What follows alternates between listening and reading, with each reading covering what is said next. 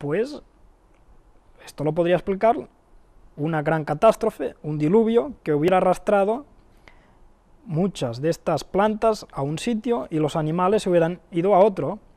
Por ejemplo, ¿qué pasa, no? Cuando hay una catástrofe, lo hemos visto muchas veces por la tele, los animales empiezan a correr muy rápidamente, se apartan de lo que es el diluvio totalmente. Y esto es lo que se ve en este tipo de columnas geológicas, se ve esto, animales acumulados, apartados de lo que serían las plantas que tendrían que comer. Esto no encaja con la teoría de la evolución. Nos dice aquí, la formación Morrison se extiende sobre más de 1.000.000 de kilómetros cuadrados desde Canadá hasta Texas, en el sur de los Estados Unidos, y sin embargo su espesor promedio es de solo unos 100 metros. Ya estamos hablando aquí de no solo ecosistemas incompletos, sino depósitos sedimentarios extensos. O sea, ¿cómo es posible que haya sedimentos depositados de forma tan extensa? Esto no se puede explicar en millones de años. Más bien sigue una línea de catástrofe, de diluvio, es lo que habría producido este tipo de formación. Dice, algunas colecciones de fósiles parecen ser ecosistemas completos y otras no, ya lo hemos visto. ¿De qué modo puede explicarse un modelo evolucionario de lenta deposición los conjuntos fósiles incompletos? No se puede explicar. La separación de los organismos por medio de un diluvio grande puede resolver el dilema. Los requisitos ecológicos permiten inferir que las formaciones Morrison y Coconino fueron depositadas rápidamente.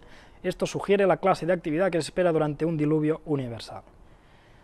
Pues diluvio da muchas más explicaciones a hechos que si no, no tendrían, siguiendo un modelo evolucionista. Incluso cementerios de dinosaurios, lo que hemos hablado. Hay una cantidad de fósiles en la escala geológica, la columna geológica, de muchos centenares y centenares de, por ejemplo, dinosaurios acumulados allí y que han sido ahí enterrados de una manera que no es normal y no ha podido ser poco a poco durante millones de años, sino que ha tenido que ser una catástrofe en la que estos animales todos iban en manada hacia una dirección y de golpe, ¡plas!, quedaron enterrados y muertos, porque esta es la pocas de las explicaciones que se puede dar a este tipo de hechos.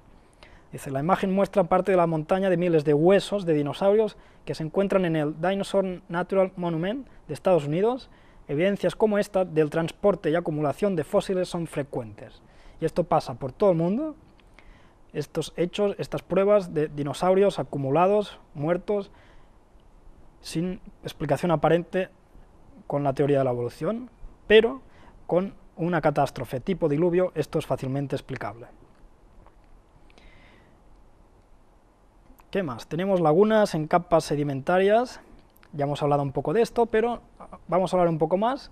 De las corrientes de turbidez se pueden esperar algunos eventos mezcladores a nivel local y ocasionalmente un levantamiento local favorecería la erosión de depósitos prediluviales y diluviales, reciclando de este modo los fósiles y las rocas que ellos contenían hacia capas estratigráficamente más arriba en la columna geológica, como se encuentra algunas veces. ¿No? ¿Qué nos quiere decir esto? Ya vimos que los fósiles a veces se encuentran en capas que no tendrían que estar en esas capas. De alguna manera, algunos fósiles han pasado de una capa a otra, y esto no se explica con la teoría de la evolución. Esto se llama los fósiles guía, normalmente se encuentran en una capa, pero después hay otros que no, que han cambiado de una capa a otra sin explicación aparente.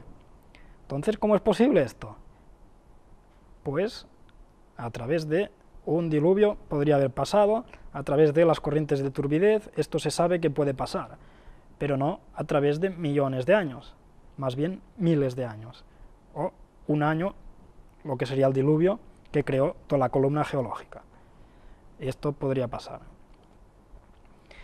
Y después tenemos que, claro, los fósiles se encuentran en todo el planeta, no solo en una parte o en otra, sino por todas partes. Por eso mismo, el diluvio debió ser una catástrofe mundial y no una inundación local, como se afirma muchas veces, así lo sugiere la paleontología. Formas de vida desaparecidas, o sea, antes del diluvio, antediluvianas, que se hallan repartidas por la totalidad de la superficie terrestre y pueden servir de testimonio de una catástrofe mundial, un diluvio universal. Pues más evidencias, todo lo que estamos hablando son evidencias, hechos que analizamos y que coincide todo con lo que podría haber pasado, una catástrofe mundial, un diluvio universal en un año. La Biblia habla de un pecado universal que exigía una destrucción total de la humanidad. La utilización del diluvio como imagen y ejemplo del fin del mundo presente solo adquiere sentido en esta hipótesis. Noé no huyó porque el diluvio era universal, no algo local.